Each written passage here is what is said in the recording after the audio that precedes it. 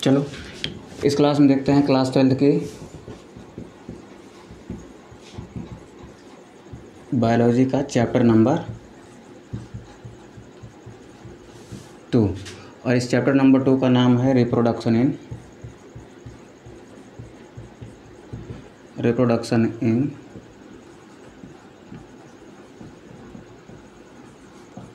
Flowering plants. ठीक, हिंदी में इसको कहेंगे हम लोग पादपों में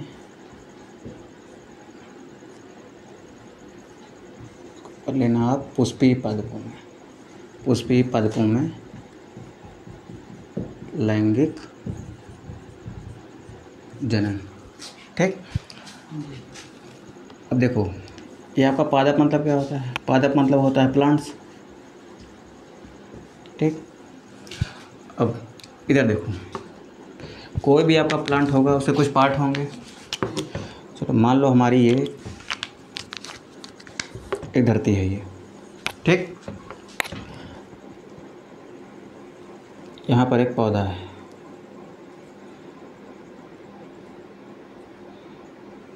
ये हो गया पौधे का तना।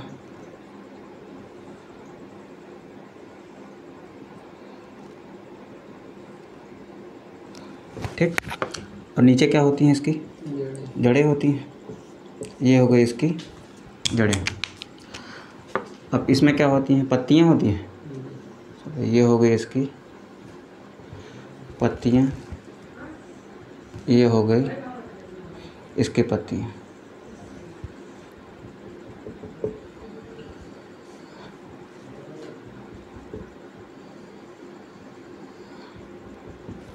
ठीक, ये हो गई पत्तियां। अब इधर देखो, इस इतने पोर्शन को हम लोग कहते हैं रूट। पौधे का वह भाग जो ज़मीन के नीचे होता है वो क्या कहलाता है? रूट कहलाता है। और पौधे का वह भाग जो ज़मीन के ऊपर होता है वो क्या कहलाता है? वो कहलाता है सूट। ठीक, तो ये वाला पोर्शन हो गया रूट और इसके ऊपर वाला पोर्शन हो गया सूट। अब देखो इस सूट में आपको क्या क्या दिख रहा है? ये तो रूट्स हो गई। इस सूट में आपको दो चीज़ें दिख रही होंगी। एक तो आपको ये दिख रही है, ये हो गई आपके लीव्स, और ये हो गया आपका स्टेम। ठीक, अब ध्यान सुनना, इसी सूट में एक छोटा सा पार्ट और होता है।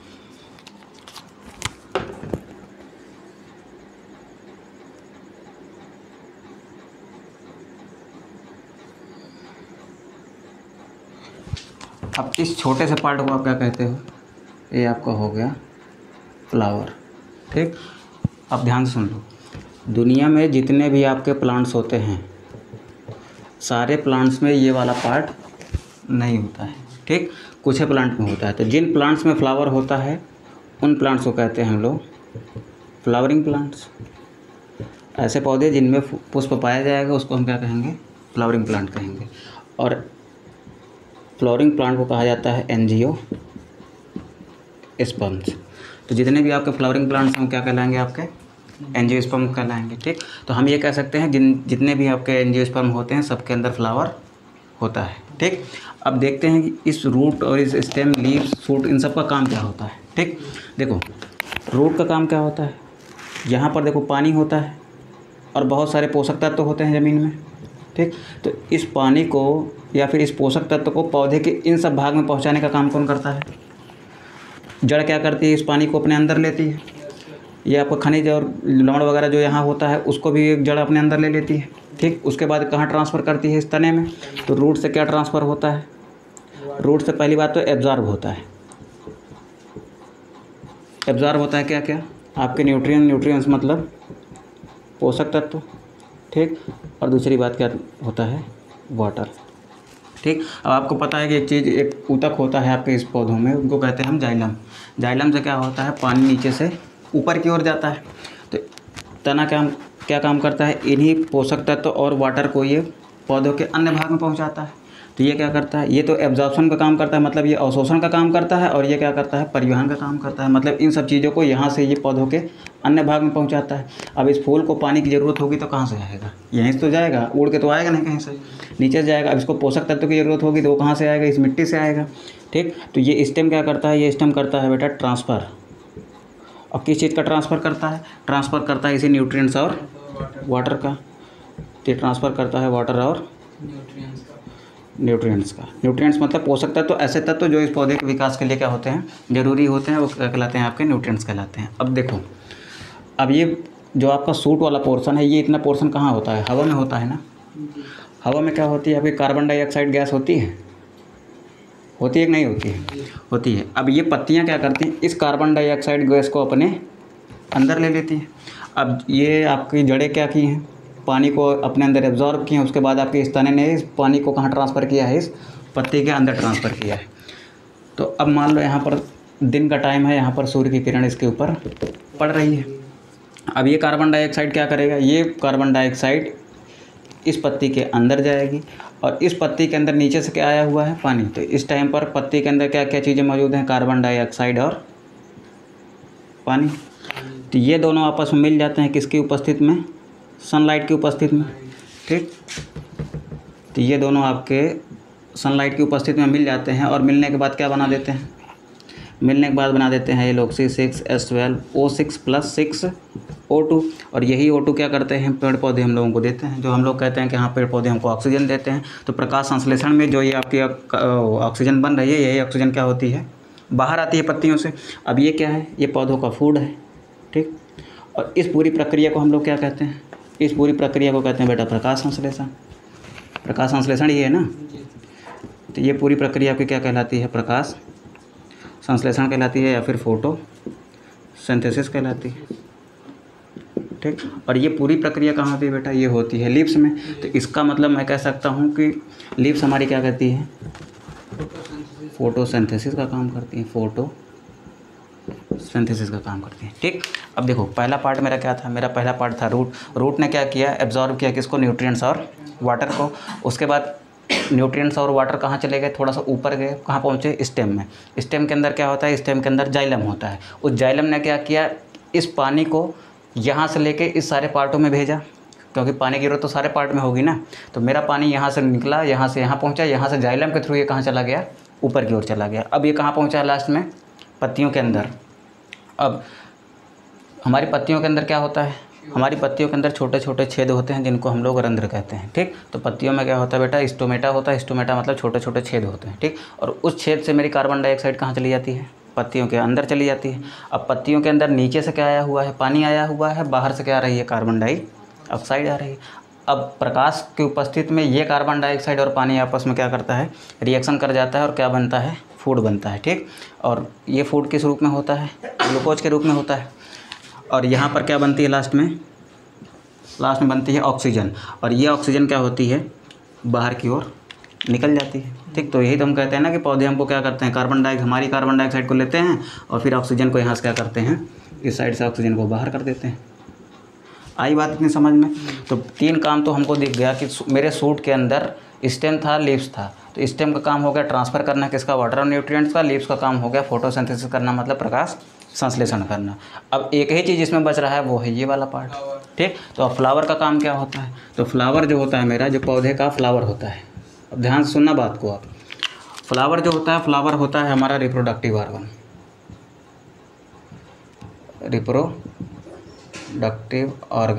रिप्रोडक्टिव ऑर्गन का मतलब है क्या हुआ, ये हमारा जनन अंग होता है।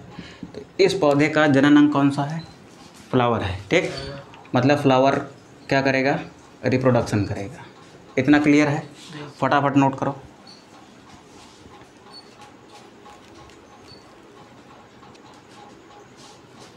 मिटा दें आपने इसको ना।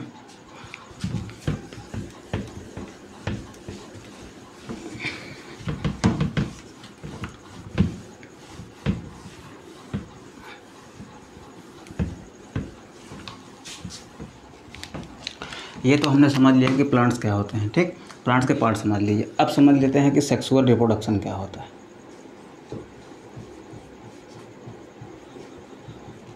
ठीक, थोड़ा सा बेसिक आइडिया इसके बारे में भी होना चाहिए। सेक्सुअल रिप्रोडक्शन मतलब लैंगिक जनन। ठीक, देखो सेक्सुअल रिप्रोडक्शन में एक ऐसा रिप्रोडक्शन है जहाँ पर आपको 2 अलग अलग सेक्स की ज़रूरत पड़ती है। 2 अलग अलग सेक्स का मतलब है, एक आपको मेल की ज़रूरत पड़ेगी और एक आपको फीमेल की ज़रूरत पड़ेगी। ठीक, मेल के अंदर होगा male reproductive organ, male reproductive organ, जिसको आप कहते हो नर जनन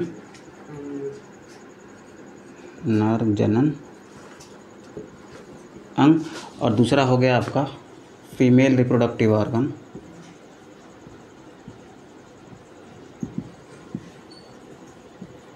जिसको आप कहते हो मादा जनन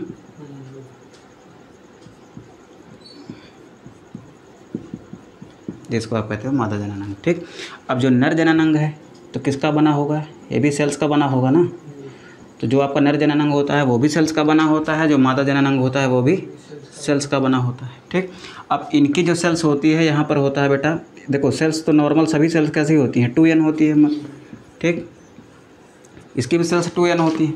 अब इस 2n सेल में क्या होता है, इस सेल में होता है मियोसिस। मियोसिस मतलब होता है अर्धसूत्री विभाजन।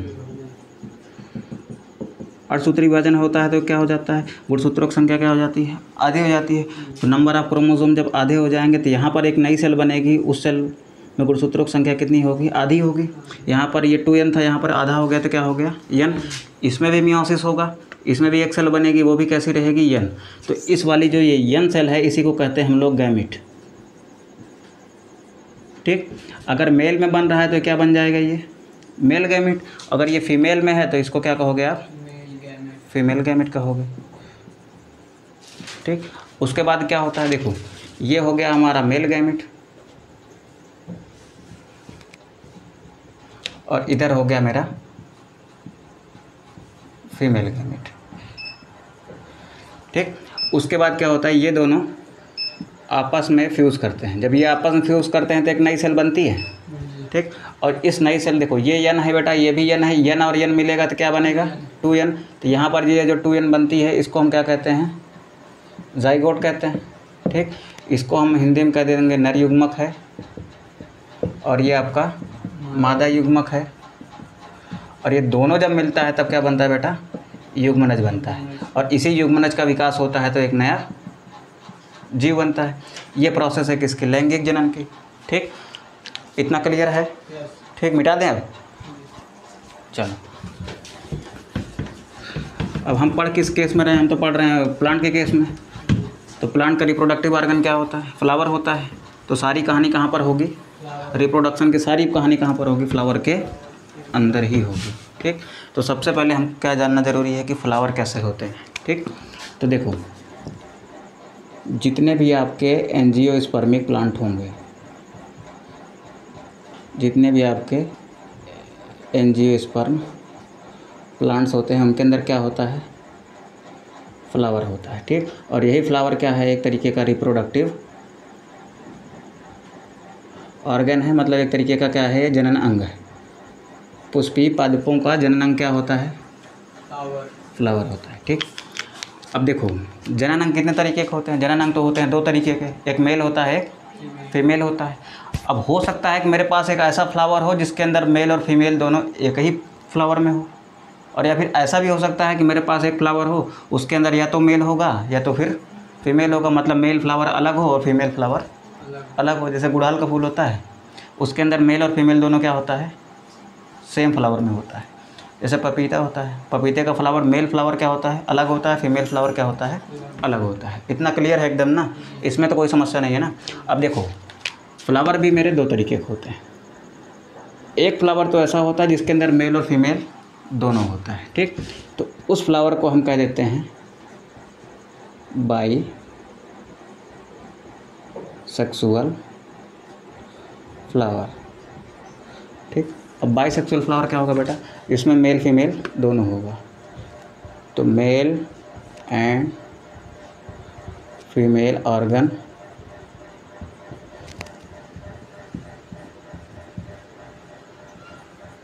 In same flower. ठीक, मतलब मेल और फीमेल ऑर्गन कहाँ पर होगा, सेम फ्लावर के अंदर होगा। अब यूनिसेक्सुअल का मतलब क्या होता है,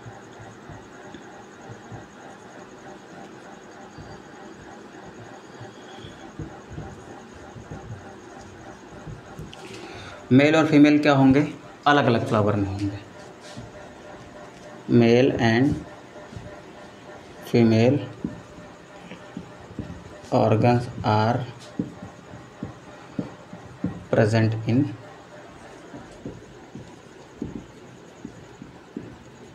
डिफरेंट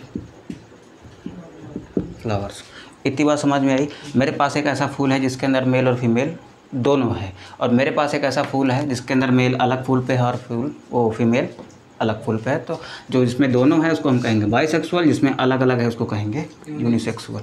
अब इसमें दो टर्म और आती हैं, वो आप ध्यान रखना, नहीं तो आगे जाके बहुत कंफ्यूज होगे। ठीक, देखो मैंने कहा कि मेरे पास एक फ्लावर है ये,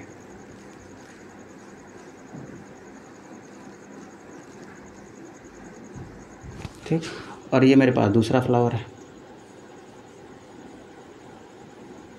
ठीक, मेरे पास दो फ्लावर है।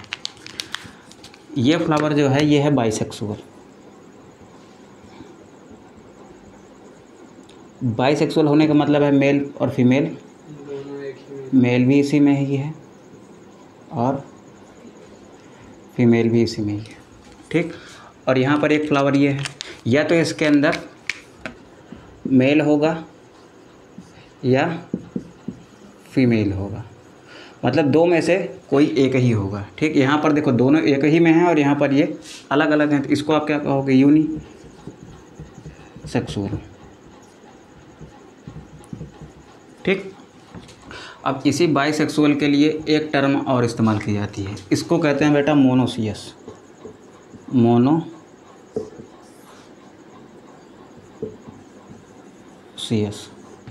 और इसको कहते हैं हम लोग डायोसियस। ठीक, अब मोनोसियस क्या होता है? देखो मोनो मतलब क्या होता है? मोनो मतलब होता है वन। ठीक, और सीएस का मतलब यहाँ पर मान लो हाउस। ठीक, मतलब एक ही हाउस में मेल और फीमेल दोनों रह रहे हैं। मोनोसियस का मतलब क्या हो गया? मोनो मतलब एक, सीएस मतलब हाउस हो गया। हाउस देखो समझने के लिए, याद करने के लिए इसको समझो कि यहाँ सीएस का मतलब क्या हो गया? हाउस हो गया। मोनोसियस का मतलब एक ही हाउस में दोनों रह रहे हैं, मेल और फीमेल दोनों रह रहे हैं। और डाई सीएस का क्या मतलब हुआ? डाई मतलब होता है दो, सीएस मतलब हाउस हो गया। ठीक, तो देखो डाई का मतलब हो गया दो, सीएस मतलब हाउस हो गया, तो मतलब हमारे पास दो हाउस है, एक में मेल रह रहा है, एक में फीमेल रह रहा है। ठीक, तो मोनोसियस का मतलब हो गया मेल फीमेल दोनों एक ही उसमें फ्लावर में, और डायसियस का मतलब हो गया दोनों अलग अलग हैं। ठीक, और इसी के लिए बेटा एक शब्द और इस्तेमाल किया जाता है, जिसको कहते हैं हम लोग हर्माप्रोडाइट। ठीक, हर्माप्रोडाइट कब इस्तेमाल किया जाता है? हर्माप्रोडाइट इस्तेमाल किया जाता है जंतुओं के लिए। मान लो कि कोई जंतु है, उसके अंदर मेल फीमेल ऑर्गन दोनों होता है, जैसे केचुआ होता है, उसका मेल और फीमेल दोनों एक ही जीव में होता है, तो केचुए को हम क्या कहेंगे? केचुआ हमारा कैसा होता है? हर्माप्रोडाइट होता है। ठीक, तो ये टर्म इस्तेमाल की जाती है एनिमल्स के लिए, और मोनोसियस और डायसियस किसके लिए इस्तेमाल की जाती है बेटा? एक की जाती है प्लांट्स के लिए। इतना समझ में आया? क्लियर है ना इतना?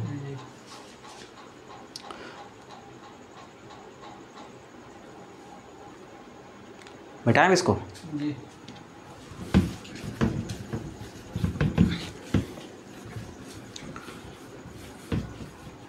तो देखो एक चीज़ समझ लो यहाँ पर, पहले हमने क्या देखा? By sexual. ठीक, दूसरा हमने क्या देखा?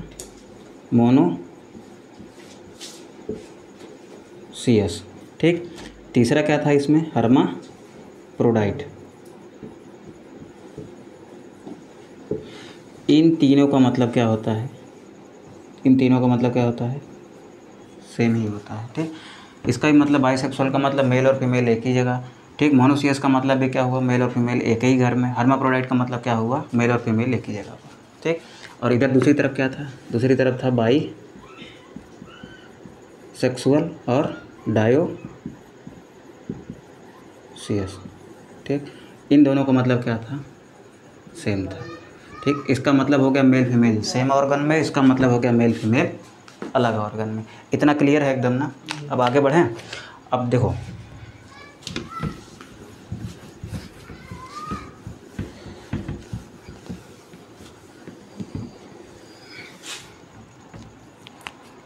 अब हमको क्या पढ़ना है? हमको पढ़ना है रिप्रोडक्शन। रिप्रोडक्शन प्लांट्स में होता कहाँ से? फ्लावर से। तो हमारे लिए मेन पढ़ने वाला अंग क्या हुआ? फ्लावर ही हुआ। ठीक, तो शुरू करते हैं कहाँ से? फ्लावर से। ठीक, तो आप लोग लिखिए स्ट्रक्चर ऑफ फ्लावर।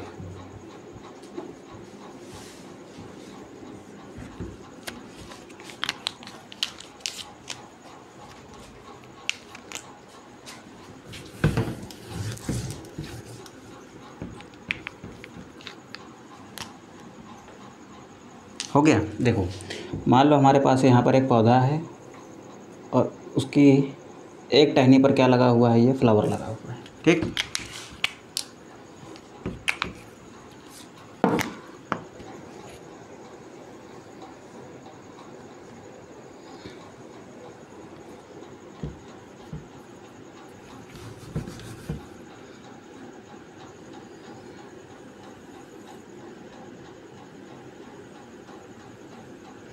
देखो फ्लावर का सबसे नीचे वाला पोर्शन कहलाता है बेटा पेडिसेल। ठीक, जिसको आप कहते हो पुष्प वृंत, और इसी के द्वारा पुष्प किससे जुड़ा रहता है, डाल से। ठीक, तो जिसके द्वारा पुष्प डाल से जुड़ा रहता है उसको आप क्या कहते हो, उसको कहते हो आप पेडिसेल। अब इसके ऊपर यहाँ पर छोटी छोटी पत्ती जैसी संरचना होती है, ग्रीन कलर की होती है, कभी कभी किसी और कलर की भी हो सकती है, लेकिन मेजरली एक ग्रीन कलर की ही होती है। यहाँ पर छोटी छोटी पत्ती जैसी संरचना होती है। ठीक, अब इस पत्ती जैसे संरचना के ऊपर एक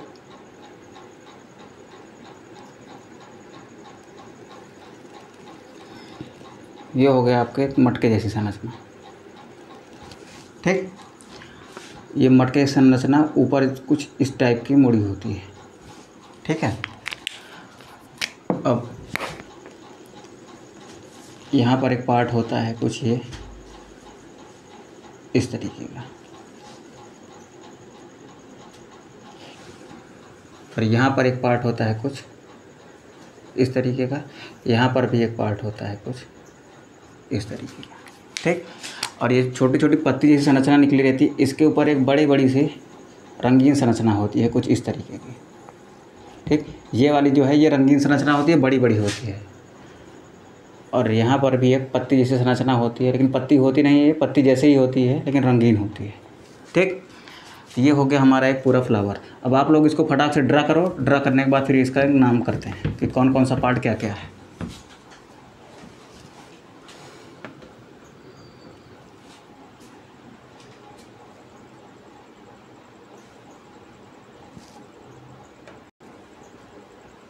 हो गया। अब देखो ये जो इसके नीचे ये ग्रीन कलर वाला पार्ट है। ठीक, सबसे पहले क्या है, ये एक नीचे जो लंबा वाला पार्ट है इसको हम कहते हैं ये हमारा पेडिसिल है, मतलब पुष्प वृंत है। अब ये जो देखो एक सिंहासन जैसी संरचना दिख रही है आपको, जिस पर ये आपकी मटके जैसी संरचना रखी हुई है, इसको कहते हैं बेटा हम लोग थैलेमस। ठीक, ये जो सिंहासन जैसी संरचना इसको आप क्या कहते हो, इसको कहते हो आप थैलेमस। अब आगे देखो, इस वाले पोर्शन को और इस वाले पोर्शन को, ये अलग पोर्शन है और ये वाला अलग पोर्शन है। इस वाले पोर्शन को हम लोग कहते हैं सेपल्स और इस वाले पोर्शन को हम लोग कहते हैं पेटल्स। सेपल्स और पेटल्स। सेपल्स को कहते हैं हिंदी में बाह्य दल, और इसको क्या कहेंगे हम लोग, दल। ठीक, इसको कहेंगे हम लोग बाह्य दल, इसको कहेंगे हम लोग दल। ठीक, और इसको कहते हैं बेटा पुष्पासन। ठीक, इतना क्लियर है। अब देखो यहाँ पर एक ये जो मटके वाली संरचना दिख रही है, इस पूरे मटके वाली संरचना को हम लोग कहते हैं कार्पेल। ठीक, इस मटके की संरचना को क्या कहते हैं हम लोग, कार्पेल कहते हैं। हो गया। देखो ये पूरी संरचना, ये यहाँ से लेके ये कहलाती है आपका कार्पेल, और इसी को कहा जाता है पिस्टिल। ठीक, अब ये एक संरचना देखो आपको यहाँ दिख रही होगी, ये वाली।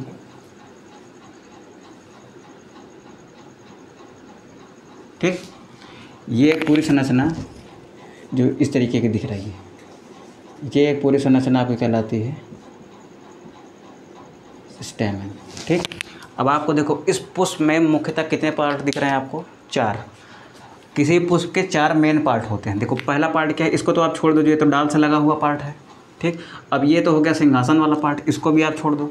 इसके अलावा आपको क्या दिखा, इसको छोड़ने के बाद हमको जो पहला पार्ट दिखता है वो क्या है हमारा, पहली बात तो ये ग्रीन कलर वाला पार्ट दिख रहा है, तो पुष्प का पहला पार्ट क्या हो गया, सेपल्स।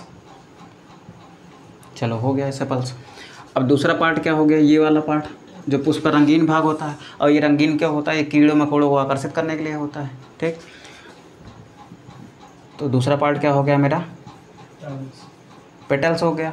अब तीसरा पार्ट क्या दिख रहा है आपको, ये बीच में पोर्शन दिख रहा है, इसी को क्या कहते हो आप, इसी को कहते हो आप कार्पेल। अब इसी के साथ में ये चौथा पार्ट दिख रहा है हमको, और चौथे पार्ट को हम क्या कहते हैं, चौथे पार्ट को हम लोग कहते हैं स्टेमन।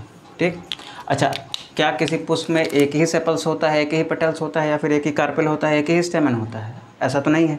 ठीक, तो देखो बहुत सारे सेपल्स होते हैं ना, ज़रूरी नहीं है कि ये एक ही हो, इसके साथ में 8, 10, 15, 20 कुछ भी हो सकते हैं। ठीक, कई सारे हो सकते हैं। तो जो सेपल्स का ग्रुप होता है, ध्यान सुनना बात को, सेपल्स के ग्रुप को हम लोग कहते हैं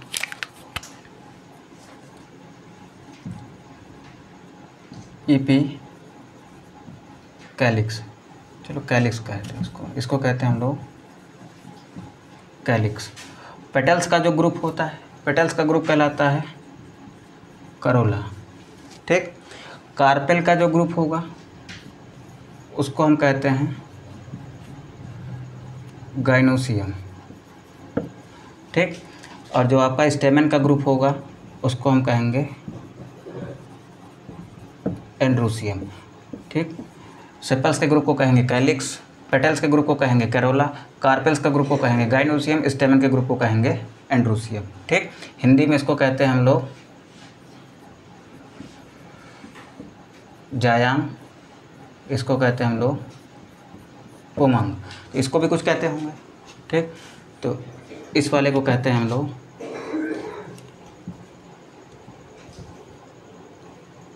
कार्पेल को कहेंगे हम लोग स्त्री केसर, इसको कहते हैं पुंकेसर। ठीक है, ये हो गया पुंकेसर। पुंकेसर के समूह को पुमंग कहते हैं, स्त्री केसर के समूह को जायांग कहते हैं। ठीक, तो करोलों को क्या कहते होंगे, इसको कहते होंगे दलपुंज, वहाँ दल कहते हैं, यहाँ पर क्या कहते हैं, दलपुंज कहते होंगे। इसको क्या कहते होंगे, इसको कहते हैं बाह्य दलपुंज। ठीक, ये चारों पार्ट आप नोट करो फटाक से, उसके बाद फिर अब करते हैं।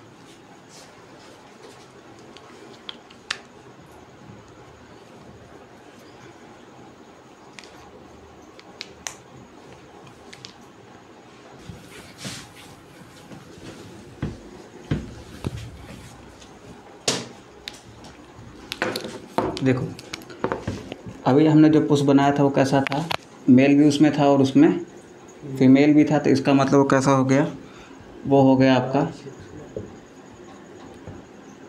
बाइसेक्सुअल। ठीक, और उसमें आपको दो पार्ट दिख रहे थे, एक तो ये वाला पार्ट दिख रहा था। ठीक, और एक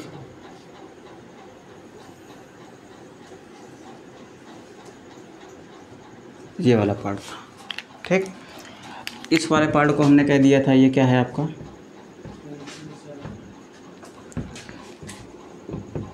पुंकेसर है, और ये वाला पार्ट क्या है आपका स्त्री केसर है। ठीक है, इस पार्ट को हमने कह दिया था ये स्टेमन है, और इसको कह दिया था ये कार्पेल है। ठीक, चाहे कार्पेल कह दीजिए या फिर पिस्टिल कह दीजिए, बात एक ही है। अब ध्यान से देखो इधर, ये एक्चुअली में कैसा होता है, एक संरचना ये हो गई और इसी के बगल में दूसरी संरचना ये वाली हो गई। ठीक, अब यहाँ से एक डंडी जैसी संरचना लगी है, तो ये जो डंडी जैसी संरचना लगी होती है इसको हम कहते हैं, ये इसका हो गया फिलामेंट, हिंदी में इसको कहते हैं पोटंट। ठीक, अब ये जो दो ऊपर संरचना लगी हुई है, इस पूरी संरचना को हम कहते हैं ये हो गया एंथर। ठीक, अब इस एंथर के अंदर देखो एक ये दिख रहा है, एक ये वाला पोर्शन दिख रहा है। ठीक, अब इन दोनों पोर्शन को अलग करने वाला भी कुछ है। ठीक, तो ये जो अलग करने वाला है इसी को क्या कहते हैं हम, इसको कहते हैं हम लोग कनेक्टिव, हिंदी में इसको कहते हैं हम लोग संयोजी। तो आपको इस पूरे स्टेमन के कितने पार्ट दिख रहे हैं? 1 2 3। तो सबसे इम्पॉर्टेंट पार्ट कौन सा होता है? सबसे इम्पॉर्टेंट पार्ट यही वाला होता है, क्योंकि जो हमारा नर युग्मक है या फिर मेल गैमेट है वो कहाँ बनता है? एंथर के अंदर ही बनता है। अब ऐसे इसको देख लो, ये आपको सुराही नुमा भाग दिख रहा है, ठीक। इस भाग को कहते हैं हम लोग ओवरी। ओवरी मतलब ये हो गया आपका अंडाशय, और इसके ऊपर ये पतली संरचना दिख रही है ना, स्टाइलिश संरचना, इसको कहते हैं ये है स्टाइल, ठीक। हिंदी में इसको कह दिया हमने वर्तिका। और इसका जो सबसे ऊपर टिप वाला पोर्शन है, ये जो चौड़ा सा पोर्शन है, इस चौड़े सा पोर्शन को हम कहते हैं स्टिग्मा। हिंदी में इसको कह दिया हमने वर्तिकाग्र। अब थोड़ा ध्यान से देखना, इधर एक संरचना होती है कुछ इस तरीके की, इस संरचना को हम कहते हैं ये हमारी प्लेसेंटा है, और हिंदी में इसको कहते हैं ये हमारी अपरा है। इसी अपरा से जुड़ा हुआ एक भाग होता है,